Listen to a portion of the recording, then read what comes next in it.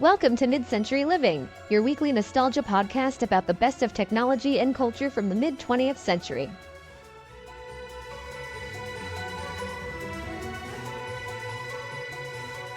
Welcome to episode 45 of Mid-Century Living, the show where we talk all about the best of the mid-20th century and how to add vintage vibes to your modern life. We're your hosts, Jackie. Oh, and Gonzalo. Thank you for joining us today. Today we're talking about Pop-Tarts. But first, Jackie, how was your week? It was good. Nothing really new in my life right now at the time of recording anyway. When this comes out, I will have seen the new Beetlejuice sequel. Ooh, I'm so excited for that. I am cautiously optimistic. That's a better way to be. Honestly, I guess, I don't know. I don't want to date this episode too much because I might totally have a totally different opinion when we record next week. So I'm just going to hold all my thoughts until I've actually seen the film. But speaking of, honestly, the only weekly catch-up thing that I had that I was going to bring, which was not Beetlejuice, but it is movie related, is I have decided to become excited about the Wicked movie. Okay.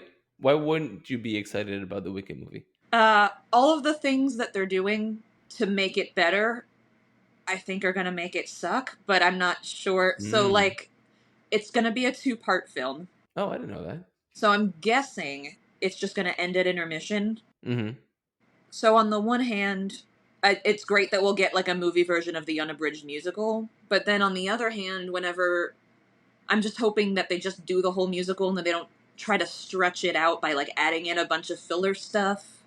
I feel like that could be a good thing, but it could also be a really horrible thing, you know? Well, I mean, Defying Gravity is kind of like a great end to the first. Yeah, that's the thing is if they'd end at intermission right after Defying Gravity like the musical does, it means the first movie is going to be better than the second one. Basically, that's what I mean. Well, no, because Dancing Through Life is after. No, it's not. No, it's before. All the good stuff is in the first half of the... well, that's not true, because you get all of the end. Yeah, the end is in the reveal. Good's a good song. Also, Jeff Goldblum's playing the wizard, which is weird. I don't know. But I decided to be excited about it and instead of just being cynical, because I'm trying to remember how high school me felt when I saw this musical live 2 times and cried both times, and how thrilled I was when I heard that they like bought the movie rights. Mm-hmm. And I'm just trying to put myself back in 2006 me and let myself be excited about this instead of being 2024 me, who is cynical anytime anyone makes a movie version of anything. So I'm just like, I've decided to be excited about it instead. And I have a sewing project planned. I'm going to make like a 50s version of Elphaba's school uniform dress. Okay. That's cool. And possibly a matching hat that I will not be able to wear in the theater. No, because it's going to come behind you. And we learned from our etiquette segment that you're not supposed to wear hats in a theater. That is true. So I've got an outfit planned, and I'm trying to be excited. So that's my big bit of news for today. That's all I got. What about you? You excited about the Wicked movie, or 2 months in advance? It doesn't even come out till like the end of November. Yeah, it comes out Thanksgiving break. I honestly, I don't know much about it other than it's happening. Like, I haven't looked at who's in it or any of that so that I wouldn't be disappointed in the end. Yeah. Does that make sense? Yes. But no, other than that, I mean, my weeks have been pretty good. I have really nothing to complain about. I am excited for the school year to keep going. Like, from now on for the next like 6 months until we get to winter. 6 months? Is that what? No, 4 months? However long it takes to get to December, my weekly catches are probably going to be school related. That's fine. Yeah, it like handles. But I will say, okay, outside of school, I have I personal train, and I have a client at 5:00 in the morning tomorrow. Oh, but cool. Yeah, exciting. But also like, it's just like I have to be very much an adult and like prepare everything for the next day, the night before I go to sleep. Yeah. And as much of an adult as I technically and legally am, let's face it, I'm still 15 in my head. Like, I try to like put up the clothes when I'm done with the laundry, and I don't. No, I've gotten much better about all of that. Though I actually have some. Thank you for reminding me that I have some stuff in the dryer that's been there since yesterday. Listeners, if you remember from our first episode of 2024, when I said that my goal this year was to be more adult, you be the judge to whether I'm failing or not. But now that we've talked about my lack of being an adult, let's get on with the show. So the episode today actually was inspired by a conversation I had with my girlfriend's brother-in-law, Brian, who said he loved Pop-Tarts. Sorry, this episode is not about donuts, which I know that you prefer, but they're Pop-Tarts episode. Pop-Tarts is actually mid-century, so donuts are way Yes. older than that. Yes. But anyway. So we think people probably know what Pop-Tarts are, right? Yes. No. I don't know. Let's just explain it before we go into the episode, just so that everybody's on the same page. Guys, Pop-Tarts are a type of toaster pastry, right? It's like the brand name of toaster pastry, like saying Kleenex instead of facial tissues. Which, according to the dictionary, the toaster pastry is just a type of baker's confection. So thin rectangles of pastries, usually with a coating of icing on one side and a sweet filling. They're also heated in a toaster, hence the name. Although they can be eaten cold because they are fully cooked. Have you ever eaten a unheated Pop-Tart? Yes. I think the most recent Pop-Tart I actually had unheated. Like if you get them in a gas station on a road trip, you know how they have like grab-and-go Pop-Tarts? In like 2007, I had brown sugar cinnamon Pop-Tarts at a gas station during a road trip, and I ate them cold. And they tasted exactly like you thought that they would. But I feel like as a child, though, I used to go back and forth depending on my mood. Okay. I prefer toasted, but I can be impatient. Although I will say, like at the last school I worked at, they would give the Pop-Tarts for breakfast. So like kids would come into class into first period or second period, depending on the day of the week. And they would have like little packages, and there were always a strawberry one, which I must take a stand and say that that's not the best one. Are we going to have to talk about our favorite Pop-Tart flavors later? We can. Or are we doing it now? We can do it now. Let's do it now. Okay. So when I was a child, my favorite Pop-Tarts, which I don't even know if they still make these, were like Oreo Pop-Tarts, but they were chocolate pastry with white cream filling and like a white frosting. Do they still make those? Did you eat those? They do. They're called cookies and cream. Oh. They were like officially Oreo branded, I thought, too, actually. I think so. Remember, and we'll get into Post versus Kellogg's, but remember, Post had the Oreo O's, Oreo branded cereal. I also liked that cereal. Yes, which was delicious, and Kellogg had the Oreo branded Pop-Tarts. Both of those were, yeah, I always preferred chocolate breakfast. I never really liked fruit flavored. Like I didn't like fruit flavored cereal, and I never liked the fruity Pop-Tarts, but I loved the Oreo ones. And there was like a s'mores one that had like chocolate and marshmallow. Those were my two favorites. And back in 2007, which was I think the last time I had a Pop-Tart, the one that I had cold was the brown sugar cinnamon one. So you're making a face, and I want you to not make that face because I consider the brown cinnamon sugar one to be top notch. Now, I will say that's that the boring adult answer, though, right? Like that's why I made that face. Like I was just like I was like showing my age by admitting that I liked them, but maybe I'm the judgy. I'm the judgy one. So chocolate one is my favorite one. Not the hot fudge sundae, the chocolate fudge. Because it's like chocolate with, okay, you know how my favorite Dunkin' donut is the chocolate? Because it's the best one? It's the Pop-Tart version of this one. Neat. Of that. But then also the brown cinnamon, you can't go wrong with brown cinnamon. It's my favorite kind of oatmeal as well. Yeah, that is a good oatmeal. Maybe I am an old boring adult. Yeah, that's the thing, is it's like the coffee cake of breakfast pastries. Coffee cake is delicious. It's an old person's pastry. Well, then I'm old, which isn't fitting with its mid-century. But anyway, let's dive into the Pop-Tarts before I reveal how old I actually am. The official Pop-Tarts website tells us the quote, whole frosting truth about the Pop-Tarts. Cute. So yes, the history requires us to go all the way back to the 50s. In this time, there was this new idea of spending less time in your kitchen, being efficient, and kitchen gadgets and convenience foods started to pop up. And there was this modern innovation of not eating breakfast in the kitchen, so you don't have to be in the kitchen to enjoy the Pop-Tart. Yes. So, being the resident history nerd, I've got a lot about history here. So the Pop Tarts, the entire idea of the toaster pastry really started by Kellogg's cereals.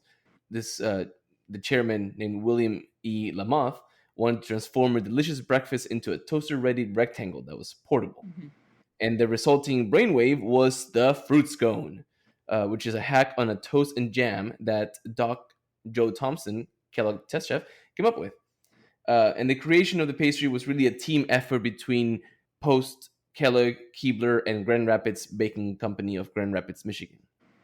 Huh. Um, That is yeah. kind of like the super group of breakfast companies. Yes, and I kind of have to use the word collaboration like loosely here because what really happened was that Post came out with their own toaster prepared breakfast pastry called the Country Squares in 1964, and Kellogg's rushed to come up with their own version of it because the Country Squares hit the market before they were ready. So Kellogg's hired a Bill Post, former Keebler employee with no relation to the Post company, because people like to be confusing, to create this new product. And the new product was released in Cleveland, Ohio in 1964 and came in 4 flavors: strawberry, blueberry, brown sugar cinnamon, aka the best, and apple currant. And the actual Pop Tart itself doesn't debut until 1967. And at that point, they also dropped the currant flavor because, let's face it, no one knows what currant actually is.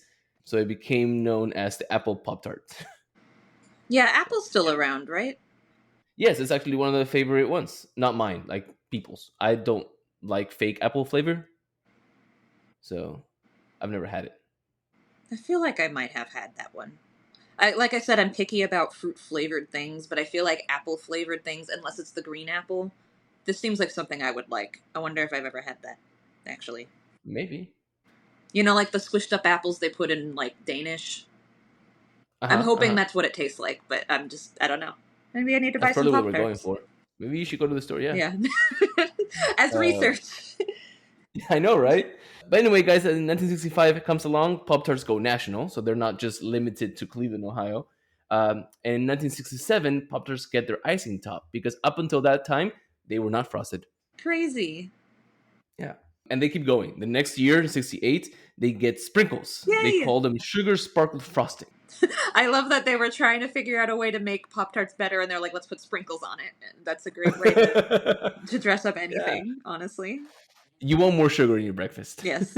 I mean, you're already eating cake for breakfast. You might as well. Just like You're not eating cake for breakfast, you're eating fried cake with cereal for breakfast. Anyway, guys, in 1971, which I know is kind of outside of our years, but did you know that Pop Tarts had a mascot? No. Yes, the Spokes Toaster, Milton the Toaster, was introduced to rally the fans of the Pop Tarts, but his tenure did not last very long. Aw. Spokes Toaster? Spokes Toaster, yeah. And you might think at first that Pop Tarts come wrapped in aluminum foil. It isn't? It is not. Dun dun dun. Fact of the podcast here. It's actually mylar, which is it's a plastic that is covered with a thin layer of aluminum over it. So don't microwave it. It's the same material that you might get a helium balloon made out of. Oh, neat. Yeah. So in balloons, the mylar, like its qualities help keep the gases from passing from one side to the other. And in a Pop Tart wrapping, it keeps air from getting into it and spoiling the pastry. And I lied about that being the fact of the podcast because the fact of the podcast is that you can trace the beginnings of the Pop Tart to Kellogg's competitors Post, who invented a process of dehydrating food and enclosing it in foil to keep it fresh, which was used for dog foods, aka Pop Tarts started because of dog food. Or the rapper did anyway. Yeah, the wrapper. But you know what? I'm going to take it as a whole. Yeah. Bold statement. We'll use that. Yeah. That soundbite. So some fun facts about the advertising. So in the last month of 1964, Kellogg's used television shows to introduce Pop-Tarts to the nation, advertising in shows like The Beverly Hillbillies, My Favorite Martian, Yogi Bear, and Quick Draw McGraw. So basically they aimed it at children and teenagers. Kellogg's also ran full-page 4-color newspaper ads daily and Sunday supplements that included 8-cent coupons, which saved about 79 cents in today's money, which is pretty cool. Yeah. Yeah. As television was becoming more and more popular, commercials for Pop-Tarts with catchy jingles became popular, and we may have to make a short YouTube video highlighting some of these, so stay tuned. And if you haven't Yes. yet, go subscribe to our YouTube channel. Yes. Go. We'll wait. And while we wait, Jackie, do you know why they come in pairs? I always sort of assumed it was because the toaster has 2 holes. Ah, you'd think so, but no. It's purely an economic move to save money because there's really no thought to portion control here. Which, by the way, the serving size of a Pop Tart is just 1 Pop Tart, Oh. not 2. But anyway, the machine that wrapped the Pop Tarts in foil is like crazy expensive. So when they were created, and with Kellogg's being a little unsure about this weird new product, they decided to double up how many pastries they put in each package to cut their costs in half. Interesting. Yeah. So anyway, the Pop Tart itself, speaking of it and looking at what they look like, the 1964 Pop Tart looked a little bit different than what we're familiar with today. So the original Pop Tarts had rounded corners instead of the square ones that we know now. And they were marked with a long diagonal score so that you could split it into 2. And of course, like I said earlier, they did not include frosting. That did not happen until 1967. And today's Pop Tarts, you see with those little holes on the top, they're called Docker holes. And they are crucial because they allow for steam in the filling to escape the pastry as it's being heated up. Without the holes, you could end up with a soggy Pop Tart, and let's face it, nobody wants to go to that party. And other than at Pop-Tart parties that Gonzalo is throwing, Pop-Tarts remain a popular breakfast food. So through 2014, it was reported that Pop-Tarts had recorded growth in sales for over 32 straight years, and by 2022, they had sold over 3 billion of the delicious toaster pastry. Pop-Tarts reinforce today's fast-paced societal ideal to keep moving and moving. We have a culture where people don't sit and have breakfast together like they did in the mid-century, although it is changing and people are making more of their meals at home. But anything that you can eat on the go is really just part of American life. Yeah. It's really one of the biggest impacts Pop Tart has had. Because apparently, out of all Pop Tart purchasers, it seems that 57% buy them purely for their ease and convenience, like that quick bite on the go. With the other percentage treating them not as breakfast, but as an occasional treat. And Pop Tarts, like Jackie said, remain popular. They remain Kellogg's, which is now called Kellanova, most popular brand to date in the USA. They also sell them in Canada and in the United Kingdom. And today there are over 24 standard flavors. Wow. They still, yeah, I know. And those are just standards, not limited. Crazy. So they still sell unfrosted. So strawberry, brown sugar, cinnamon, and blueberry. And I've never had unfrosted Pop Tarts. I just don't feel like I think like the appeal is the sugar on top. Yeah, I've never had an unfrosted Pop-Tart. Yeah. Those are the real old person Pop-Tarts, I guess. Yeah. See, I'm not that old. I eat the frosting kind. And speaking of the frosted kind, their flavors include Snickerdoodle, Harvest, Strawberry, Wild Delicious Wildberry, which are purple, regular strawberry, s'mores, raspberry, hot fudge sundae, grape, which grows, cookies and cream, confetti cupcake, chocolate fudge, chocolate chip, cherry, brown sugar cinnamon, Boston cream donut, and blueberry, if I hadn't said it already. Wow. Yeah. And new in 2024, they are releasing chocolatey chip pancake, banana bread, and apple cinnamon apple jacks. Neat. Like the cereal. Yeah, which the whole joke about that was that they don't taste like apple. Yeah, they don't. Apple jacks taste gross. I loved them. That was the only fruit cereal that I liked as a kid. Probably because it doesn't taste like fruit. It's fake. Anyway, they also have some limited edition Pop-Tarts. These are from Reddit. The question was, what is the best limited flavor? So pumpkin, because it's fall, and I was hoping that Jackie would be excited about this one. No, unfortunately, I think I've just lost my taste for Pop-Tarts. I tried the pumpkin one, and it was just the kind of artificial pumpkin spice flavor that tastes kind of like candles to me.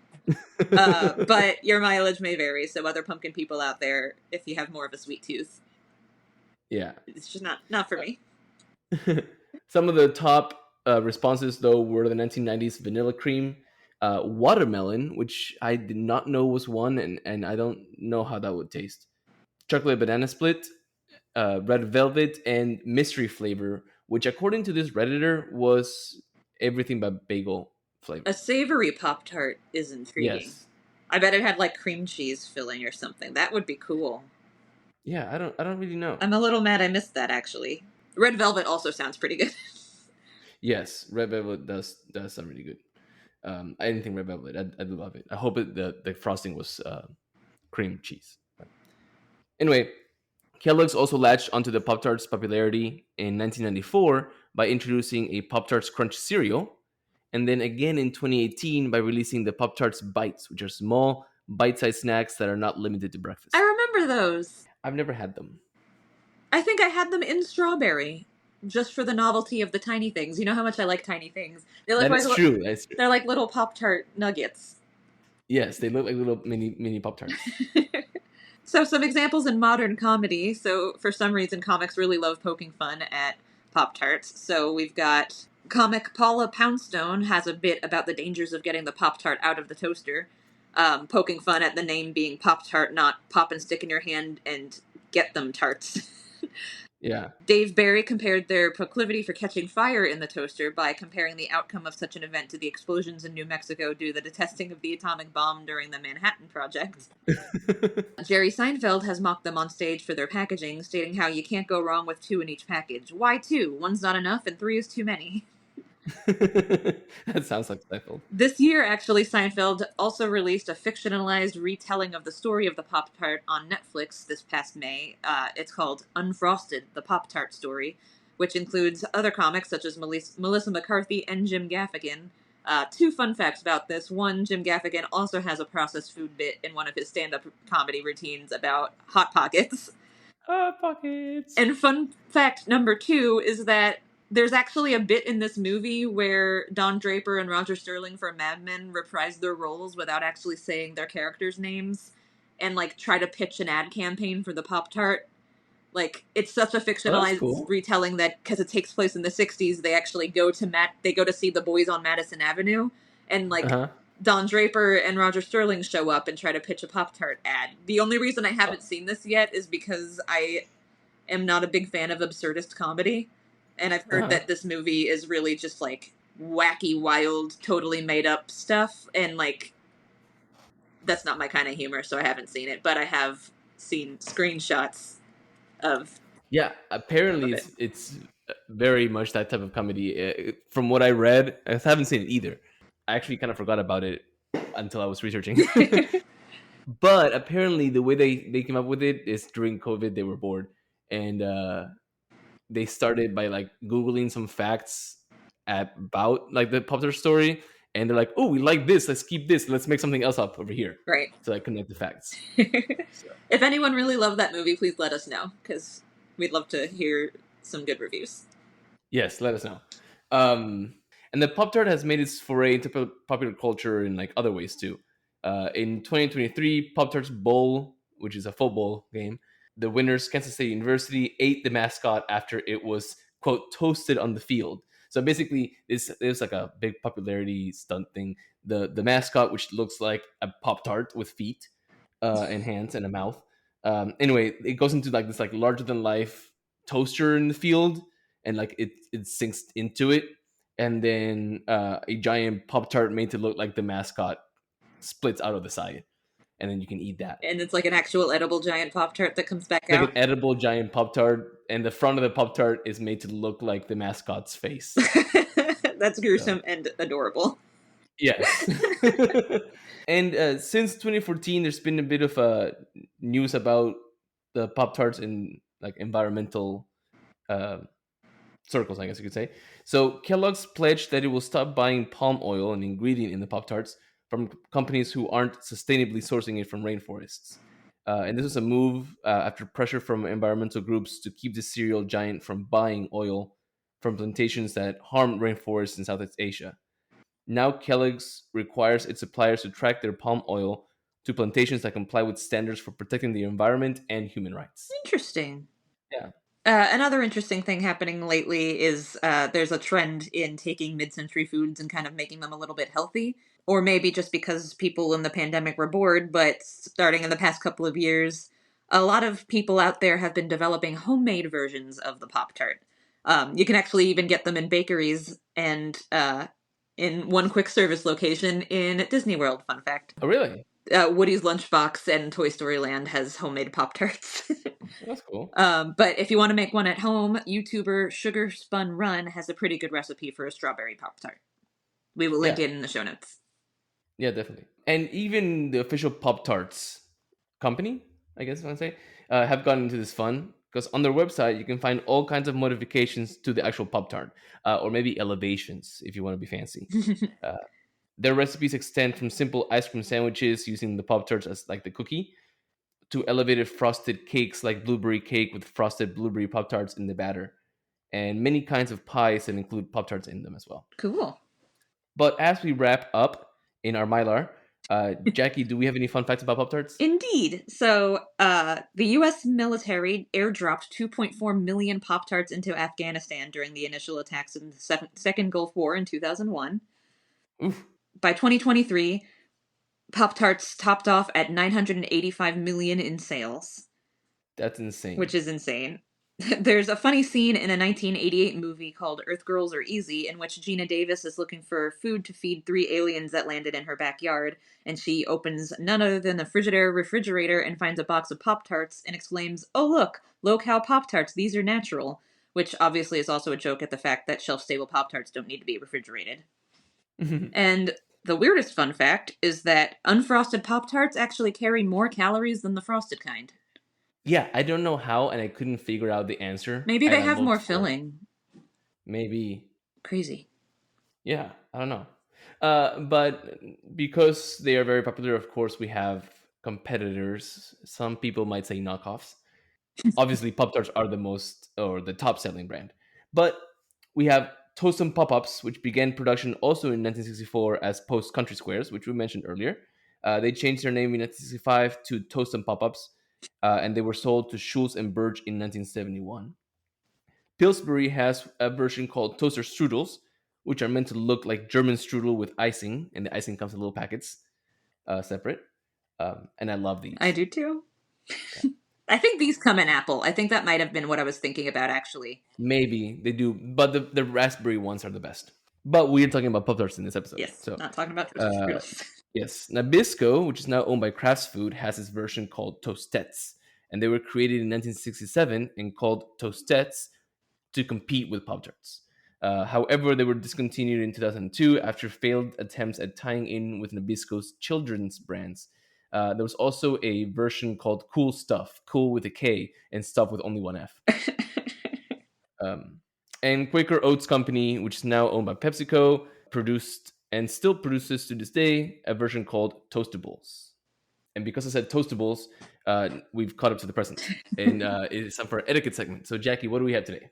So, since today we're talking about food for kids, I thought it would be kind of fun to look up for this week's etiquette tip from a book for children. So, this tip comes from Etiquette Junior by Mary Elizabeth Clark and Marjorie Closey Quigley from 1965. So I went straight to their section on table manners because I figured because we were talking about breakfast food. But I'm guessing because this book was written for children, they assumed they were just starting off with a blank slate of people who or children who had never heard any etiquette tips at all, and they spend 30 pages on table manners. Whoa. So I just picked the section on passing food around because there was just like way too much it was just overwhelming. I could spend forever. But anyway, I just found these tips particularly interesting and weird. So I really thought it would be fun to talk about. Cool. Even though you don't need plates to eat Pop-Tarts. I kind of went off the rails a little bit, but It'll probably be helpful.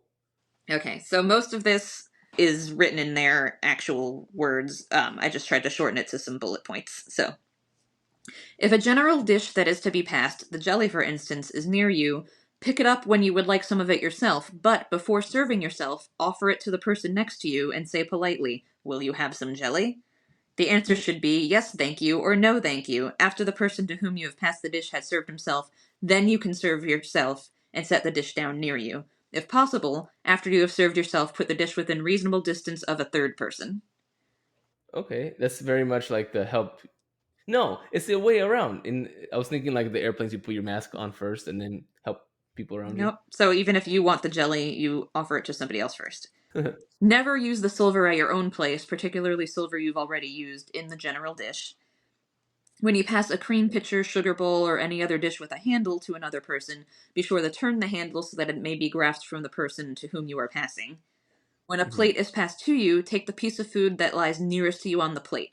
Never cast about with your eye till you see exactly the piece that suits your fancy. If you touch any article of food, you must take it, as theoretically at least, you have spoiled it for consumption by anyone else. Suspend all operations with your knife, fork, or spoon when food is being passed to you. Never reach for food. Always ask for what you want to have to you. The polite formula is, will you please pass the bread? And the go-between must always answer, certainly. And after they've passed the serving dish, say thank you. See, this is what I mean is like I guess they're assuming they're telling this to children who've never heard any of these at all, but they're being very, very specific. I like that certainly. So they go on to say that if you have any pet aversions in the way of food, prepare to shed them. It is bad form and hard on others for you to sniff or even to say politely that you do not like a given dish.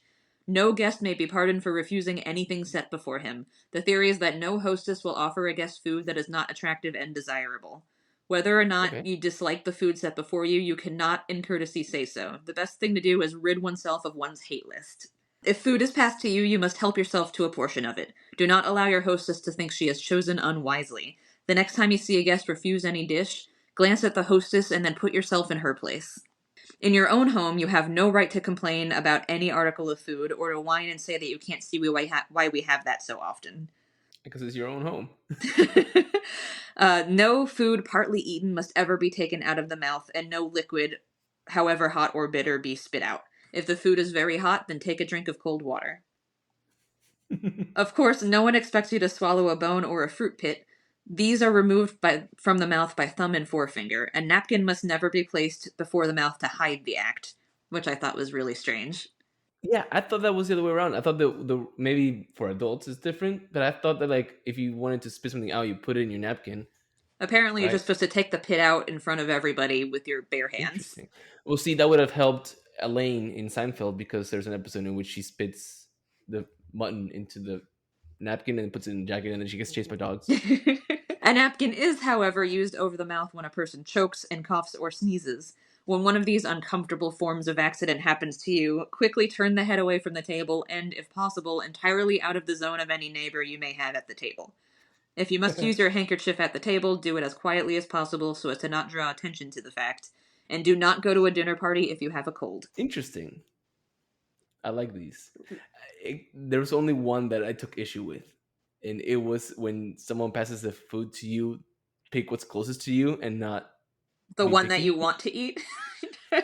And I would say that because I was having dinner with my family, or not dinner, lunch yesterday, and I passed the plate of milanesas to my sister, and she was like, "Not this one, not this one, not this one," and she's like picking it, and I was like, "Don't pick out! Like I had to choose whatever I was on the top. Like you don't get to pick either." Yeah.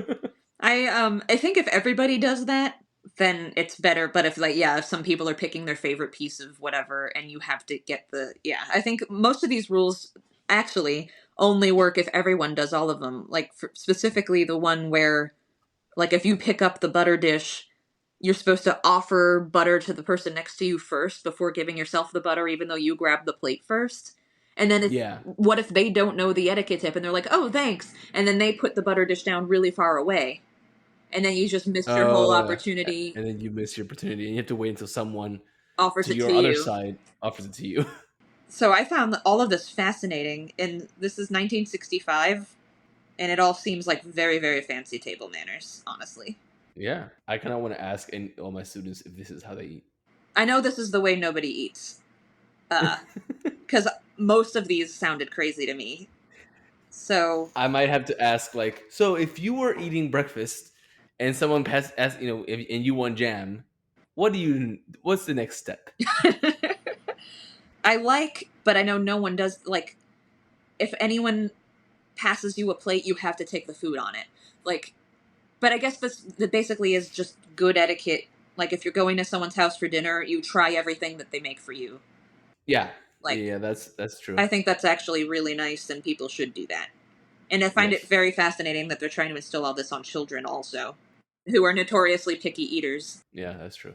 That they're just basically saying, like, oh, you don't like a certain food? Get over it. Tough. Yeah. I don't know.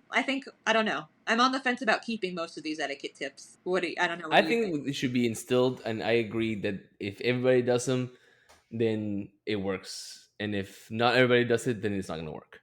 Yeah. So do we approve it or? I think we should. Okay. Yeah. Yeah. Like, as a goal. Yeah, as proved as a goal. There we go. Not as a must. But with that, it looks like we've landed the plane. So thank you guys all for listening today. If you've enjoyed today's episode, please subscribe to the show and tell a friend. You can also follow us on Instagram at MCL Podcast. This is the best place to send us feedback and episode suggestions. Send us a DM anytime. You can also find us on YouTube, also at MCL Podcast.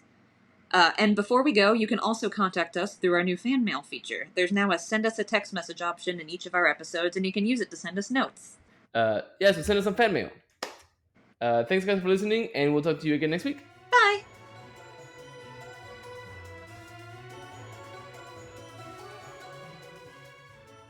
Thank you for listening to Mid-Century Living. Please subscribe, tell your friends, and leave a review. We're available on Apple Podcasts, Spotify, or wherever you listen to podcasts. You can also follow us on Instagram at MCL Podcast. See you next Friday.